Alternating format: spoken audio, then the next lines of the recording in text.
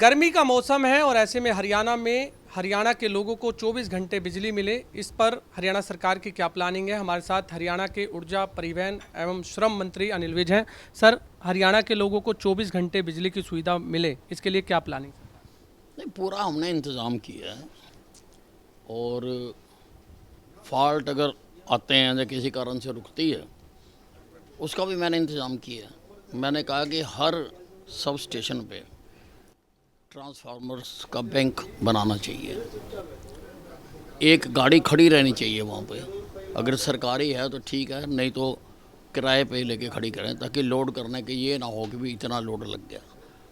और तारें भी जो जो बार बार ख़राब होती हैं वो भी बदलें। ये जिस दिन मैं बना था, मैंने उसी दिन से काम शुरू कर रखा। मैंने उसी दिन से कहा सारे डिपार्टमेंट को कि जहाँ भी ट्रांसफार्मर लगा हुआ है वहाँ पे लोड चेक करो।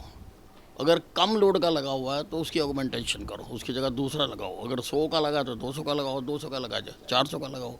तो वो मैंने कर रखा है।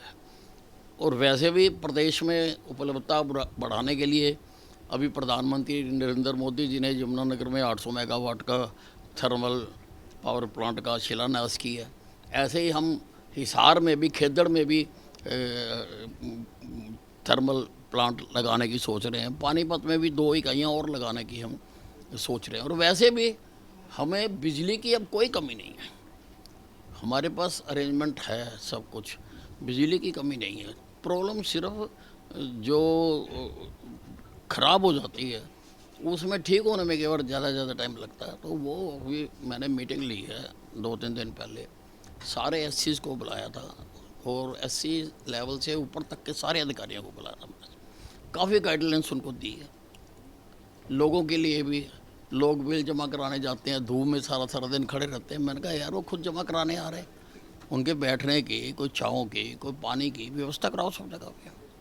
और अभी 2-3 दिन पहले यहाँ गुड़गांव में एक घटना घट गई थी कि एक आग लग गई थी, उससे 6-7 सब स्टेशन एकदम बैठ गए थे। और वो मुझे बहुत गंभीर बात लगी कि ऊपर फीडर जा रहा है, नीचे गैस की पाइपलाइन है। तो ये कैसे ब्लंडर हुआ, क्योंकि नीचे जहाँ तो ऊपर तारे नहीं हो सकते, जहाँ नीचे गैस लाइन। तो उसके लिए मैंने एक ऑर्डर करे हैं इंक्वायरी के कि एक कमेटी बना के सारे जगह देखो, जहाँ जहाँ लाइन गैस की पाइपलाइन जा रही है उसके ऊपर ऐसा कोई हमारी फीडर तो नहीं जा रहा। और ये भी देखो कि फीडर पहले था जहाँ, वहाँ पे गैस की पाइपलाइन पहले थी, जिस भी डिपार्टमेंट की थी वो उसको ठीक करे। तो ये सारा यहाँ पर सारे गुड़गांव का सर्वे होगा। मैंने परसों ही कमेटी बनाने के आदेश दिए हैं कि कमेटी बना के यहाँ पे ठीक किया जाए, क्योंकि ये तो बहुत खुले में हुआ। अगर कल को किसी कंजस्टेड एरिया में हो गया तो बहुत मुश्किल हो जाएगी। सर, एक खुले में अभी भी तारे जो हैं वो पूरे हरियाणा में देखने को मिलती है, क्या ऐसी कोई प्लानिंग कि सर अंडरग्राउंड तारे होंगी और किसी को अब खुले में तारे नहीं, वो स्टेप बाई स्टेप करेंगे। हम स्टेप बाई स्टेप कई काम करने जा रहे हैं। और आपके गुड़गांव फरीदाबाद की तो आर्मड वायर हम लगाने जा रहे हैं। वो उसका बस अब उसमें हाई पावर परचेज कमेटी में ही केस जाना है, वो हम तारों का कर रहे हैं उसके लिए। नेशनल हेराल्ड केस में एक नई चार्जशीट दाखिल हुई है, उसको लेकर के सर क्या कहना है आपका? एक कानून अपना काम कर रहा, कुछ लोगों को बड़ी तकलीफ है, जुलूस निकाल रहे हैं, ईडी हाय कर रहे हैं। भाई क्या चाहती है कांग्रेस? कि देश में कोई इन्वेस्टिगेटिंग एजेंसी ना हो, ईडी ना हो, सीबीआई ना हो, पुलिस ना हो, मिलिट्री ना हो? क्या ऐसा समाज बनाना चाहते हैं? फिर कत्लेआम को कौन रोकेगा? लूटमारी को कौन रोकेगा? लोगों का जीना कितना दुर्लभ हो जाएगा। और एक संस्था है और ईडी कोई सज़ा नहीं देती है, ईडी तो चार्जशीट बनाती है।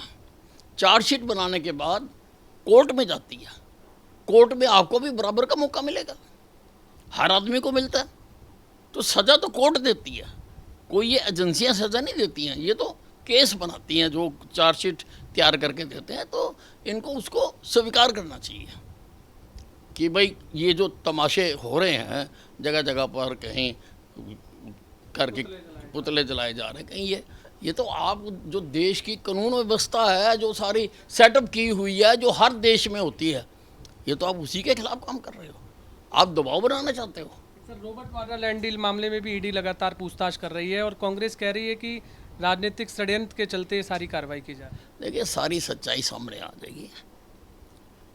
ईडी निष्पक्ष संस्था है, किसी के कहने से तो करती नहीं है। मैटर होता है तभी करती है। और वो भी जैसे मैं पहले कहा है कि ईडी जो अगर मैटर होगा उसकी चार्जशीट बना के कोर्ट के सामने पेश कर देंगे। आप अपनी बहस करना वहाँ पर जाके, अपना केस देखना भी आप क्या है। ईडी अपनी बात कहेगी, फैसला कोर्ट करेगी। सर, हाल ही में आपने अफसरशाही को लेकर एक बड़ा एक्शन लिया है जिसमें एक मंत्री का फ़ोन न उठाने पर आपने एससी को सस्पेंड किया है। लगता है कि सर आने वाले समय में इस तरह की जो आपने अफसरशाही पर लगाम लगाई है वो कहीं ना कहीं नहीं, इस बात को हम कभी बर्दाश्त नहीं करेंगे कि चुने हुए प्रतिनिधियों के अभी अधिकारी फ़ोन ना उठाए। अगर आप मिनिस्टर का फ़ोन नहीं उठा रहे हो, एमएलए का फ़ोन नहीं उठा रहे हो, तो आम आदमी की फिर क्या हालत है? आम आदमी को कौन पूछेगा? और ये प्रजातांत्रिक सिस्टम बनाया गया, इसीलिए बनाया गया है कि हर आदमी दफ्तर में नहीं जा सकता। हर आदमी को ये जो अधिकारियाँ मिलते नहीं हैं ताकि नुमाइंदे उनकी बात रखें। तो आप तो सारे सिस्टम को ही फेल करना चाहते हैं। सरकार क्या है? सरकार तो एमएलओ से ही बनती है, और एमएलए का अगर कोई अधिकारी फ़ोन ही नहीं उठाएगा फिर तो आप सारे सिस्टम को ही ठेंगा दिखा रहे हो कि सारा सिस्टम को हम अपने रोन देंगे। मैं तो नहीं होने दूंगा ऐसा। कोई करेगा तो मैंने बख्शा नहीं है किसी को आज तक। बहुत बहुत धन्यवाद। आपने सुना हरियाणा के कैबिनेट मंत्री अनिल विज, जिनका कहना है कि अफसरशाही पर लगाम लगाने के लिए इस तरह के एक्शन होते रहेंगे। यदि किसी मंत्री या चुने हुए प्रतिनिधि का अगर फ़ोन नहीं उठाया तो आगे भी कार्रवाई जारी रहेगी।